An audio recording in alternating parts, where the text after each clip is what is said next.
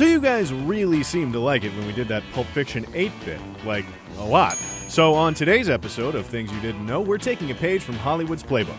We're taking something that worked once, and then doing it again and again until it's ruined completely. Alan. With that, here are 9 things you didn't know about Pulp Fiction. Probably. 20 years after Pulp Fiction's release, Jules' monologue before he executes Brett remains one of the most memorable moments in movie history. Even though Jules claims he memorized Ezekiel 25:17 in the scene, almost none of his speech is actually found in the real Bible passage. I lay my vengeance upon thee. A few key phrases at the end are indeed lifted from Ezekiel, but everything else Jules says is gospel straight from the Book of Tarantino, also known as the Pulp Fiction screenplay. We all remember hearing Vincent talk about his '64 Malibu getting keyed in the movie, but you probably didn't know that Vince's car actually belonged to Quentin Tarantino in real life. Unfortunately for Quentin, the car was stolen during production. The Malibu resurfaced in 2013, 20 years later, when police arrested a couple of teenagers who were stripping it. They researched the VIN number and figured out it was Tarantino's car from all those years ago. Aside from the Malibu, another noteworthy item that appears in Pulp Fiction is Jules' wallet. Which one is it? It's the one that says bad motherfucker. Well, the real badass motherfucker was, apparently, Quentin Tarantino. It was his wallet which he gave to Samuel L. Jackson to use in the movie. See, my wallet says, "Please, not the face," on it, which would have played a little differently in the movie. Wallets aside, the most important prop in the entire movie would have to be the mysterious briefcase. To this day, there's a pretty nice chunk of the internet devoted to theories on what's inside of it. Whether you think it's diamonds or drugs, or you're in the camp that thinks it's Marcellus Wallace's soul, you're all right. In an interview with Howard Stern, Tarantino eventually revealed that the contents of the briefcase are whatever the viewer wants it to be. Personally, I've always figured it was Gwyneth Paltrow's head.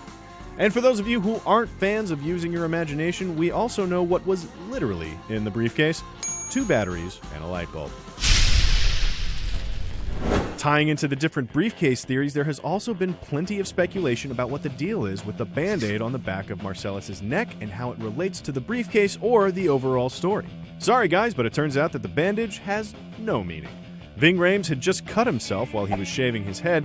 Tarantino liked the look of the Band-Aid and decided to run with it. He felt it made Rhames' character seem more mercurial, so much so that it inspired him to make sure we meet Marcellus's Band-Aid before we ever see his face. It's not easy to make it funny for a guy to get shot in the face, but Pulp Fiction manages to do just that when poor Marvin's head gets turned into a Jackson Pollock painting. Stop. But I'll bet you didn't know that Marvin was originally supposed to be shot twice.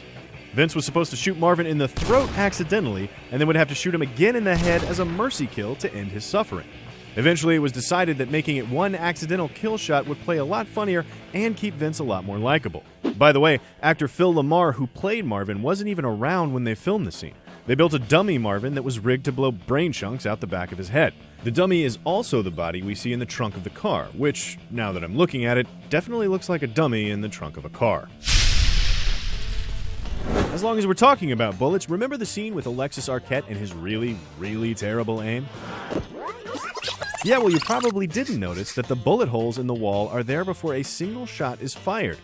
I'm not a big gun guy, but I'm pretty sure that's not how bullets are supposed to work. When Pulp Fiction was still in the casting phase, John Travolta went to Quentin Tarantino's apartment to talk about the role of Vince, and definitely not to talk about massages. To Travolta's surprise, when he arrived at Tarantino's address, he had arrived at his old apartment from years before. Travolta had rented the exact same place back when he'd first moved to Hollywood. He lived there until he got his big break on Welcome Back, Kotter. Even though it went on to be the #1 top-grossing independent film of its time, Pulp Fiction was made for a pretty modest $8.5 million. The only way to do that was for all the big stars like Bruce Willis and Uma Thurman to take pay cuts. Producer Lawrence Bender figured the fairest thing to do was to pay all the stars the same amount, which wound up being $20,000 a week.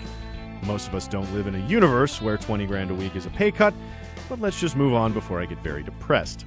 For example, John Travolta worked on the film for 7 weeks, so he only made $140,000.